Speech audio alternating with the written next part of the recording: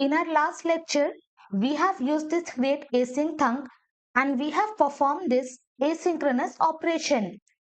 Now what we will do, this data we will try to access in component, and whatever products we are having in backend, we will access all the products and display in our component. So first, if we are using Redux Toolkit, by default, it will be providing Redux DevTool extension. But what you can do, you can just search for Redux DevTool extension and you can simply add to Chrome. Now, if I just open this Redux DevTool extension, here you can see I will have this Redux DevTool. Inside this, whatever initial state I am having, successfully I am able to see all the initial state. Products empty array, product count 0, loading is false, and error is set to null.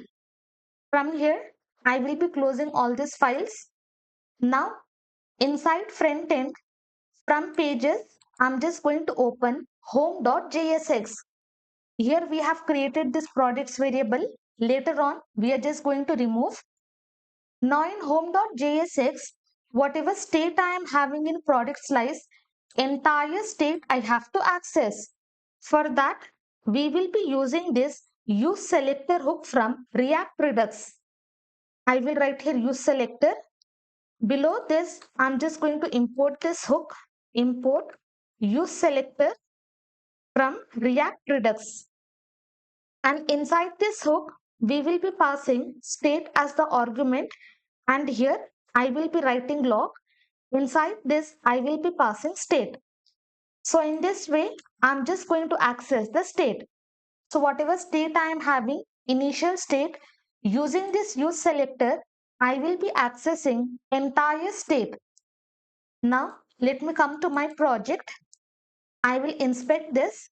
Let me refresh once. Now you can see I am able to access the state in which I am having this product where I am having error loading product count and products.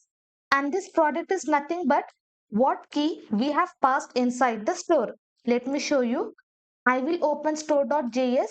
So inside this product, we are having our entire state. So in this way, our state will be displayed. Now close this. So from this state, I will write here dot product. I only want to access this complete object. So from state, I will access this product. In return, I will be having this complete object. Now inside this state dot product, I am having error loading product count and products. So all these properties, I am just going to destructure. So here I will be writing loading. Then I am having error, then I am having products, and then I am having product count. Let me come here, copy this. Here I will be pasting. Change the spelling, and from here I will remove this log. So successfully I am able to destructure all the values. Now inside this products, I will be having entire product data. So whatever variable we have created previously, okay, this entire variable where we have assigned two object data, I'm just going to remove this entire variable. Now save this, come to project. Now if I show you, you can see nothing will be displayed. Why? Because I have just removed products and initially my product is nothing but empty array.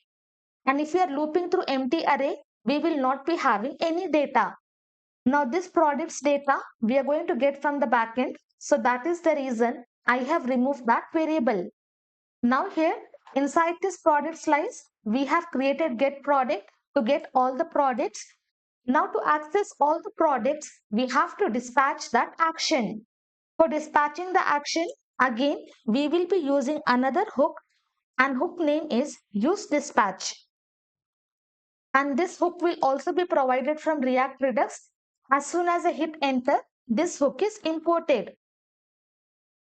And this will be giving reference to our dispatch. So directly, I will create the variable dispatch and assign to this hook. Now, when I want to dispatch this action, Whenever my application is mounting, I directly have to dispatch this action. So here I will be writing use effect inside this first callback function. Second, I will be passing dependency array inside which I will be passing dispatch. So whenever we are having any change in the dispatch, we are just going to rerun this effect. And inside this, we have to call this function. So here I will be writing dispatch, and inside this we have to call the function in this way. Remove last letter, hit enter. This function will be imported from product slice. So in this way, we are going to dispatch the action. As soon as my application mounts, I'm just going to dispatch this get product using which I'm accessing all the products from API. But now let us see if we're getting result or not. I will come here. I will refresh once and I'm just going to inspect. Now you can see in my response inside this data, okay, we are accessing data. I'm having some weird result. And here fulfill action payload, I'm having undefined. So inside this product slice, I have passed this fulfill action. So my action is getting fulfilled, but I am not having any data. Let me open data. You can see I am having some weird result. And also I am having cannot read properties of undefined products. Why? Because inside this product slice directly I am just logging this data, but inside this fulfill state I am just trying to access this products. So what I will do, this data first we are just going to destructure, because inside this we are having response, and inside response we are having lot of properties and we only need data. So here I'm just going to destructure. Now this will be the data, but still we are not able to access products because inside this we have to return data. Okay, in this way, if we are returning data, then inside the data, whatever response we have sent in the backend, entire thing will be present inside the data. And from that data, we can easily access products and product count. So that is the reason we were getting error. Now I will refresh once. Inspect this, you can see I am having this response and this is nothing but my data. But whatever errors we are having, that errors are gone. Okay, inside this image slider, we have to add the key. Let us just correct this.